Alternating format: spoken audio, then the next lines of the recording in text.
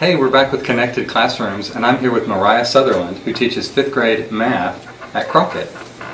And you're doing some cool stuff in your class. Can you tell me about it? Yes. So I've always heard the saying, if you can teach it, you understand it. And so what I've created in my math classroom is when we've kind of finished up with the concept, they are creating their own video tutorial teaching others how to do that concept or the steps and everything. And we use that by going to an interactive whiteboard website, and they record themselves working out a problem using Screencastify. Okay. What is that whiteboard website? It is awwapp.com, so it's a web whiteboard is what the AWW stands for. Cool. And basically, it can be touch screen too.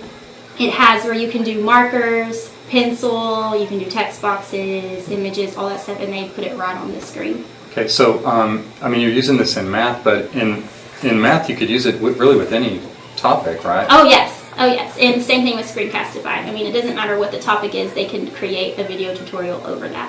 Okay, were the kids pretty successful at it? Yes, they loved it. They felt like they were me, and some of them tried to even talk in my voice, which I found really funny. Wow. Okay. But yeah, they really loved it. Okay, cool. So did they like start by saying class or things like that? Well, I gave them a directions page that kind of gave them some hints, and then I went up to my whiteboard and I pretended I was recording myself, and I said, this is what it should kind of sound like. Right. And so they all started out with, hey guys, this is so-and-so, and I'm going to show you whatever. And so they went from there. So it's a little bit scripted. Yeah. Or a set of things that you were looking for. Right. It was a list of, it was like bullet point list of what I needed to hear on that Screencastify. Okay, cool. Well, I'm super excited to see this. Yes. Can we go look? Yes. Okay. Yeah, show us what you got. Okay. So on Google Classroom, which is awesome, I uploaded an assignment. So here we did the video tutorial was over multiplying decimals. So they had this attachment, and it had things that needed to be included. So they had to state their name, and they used the sidelet strategy with the sentence stem. They had to say multiplying decimals and multiplying whole numbers are similar because, and so they stated that towards the beginning of their video. And they were able to make up their own problem. Just it had to be no more than a 3 by 2 digit multiplication problem.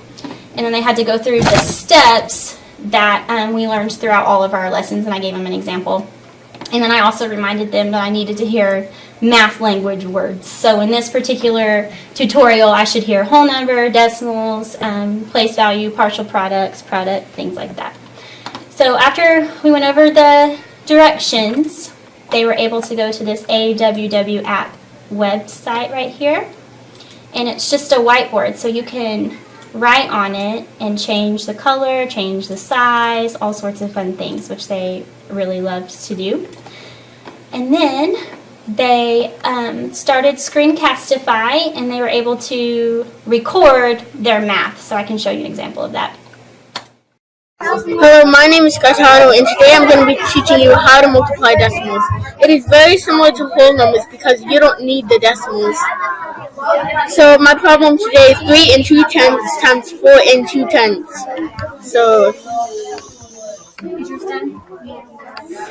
2 tenths. You don't need the decimal, but I'm just going to keep it there. 2 times 2 is 4. 2 times 3 is 6. Add your placeholder. 4 times 2 is 8. And 4 times 3 is 12. Then you add your partial products. 4 plus 0 is 4. 6 plus 8 is 14. 4. Carry the 1. 1 plus 2 is 3. And plus 1. So then you add, you put how many numbers after your decimal. It's how many numbers you go to your left. So like 1, 2, add your decimal, and then that's your answer. By watching this, I'm able to see what they understand and maybe where they have a misconception, and then I'm able to intervene with that student and say, well, actually, your decimals do not have to be lined up when you're multiplying decimals. They only have to be lined up when you're adding, subtracting, or things like that. Or if I'm seeing that they don't know their multiplication facts off the top of their head, I can, have intervention with that particular student. Sure. Do the kids like watching other students' videos? They do. Some get embarrassed and they won't let them, so I don't make them broadcast their videos. But they have a good time watching each other's and seeing what they have said and what they came up with. Sure. I think that'd be a good tutorial for other kids. I mean, Oh, yeah. if someone's absent or something like that. Yes. Yes, exactly. Cool. Thank you. You're welcome.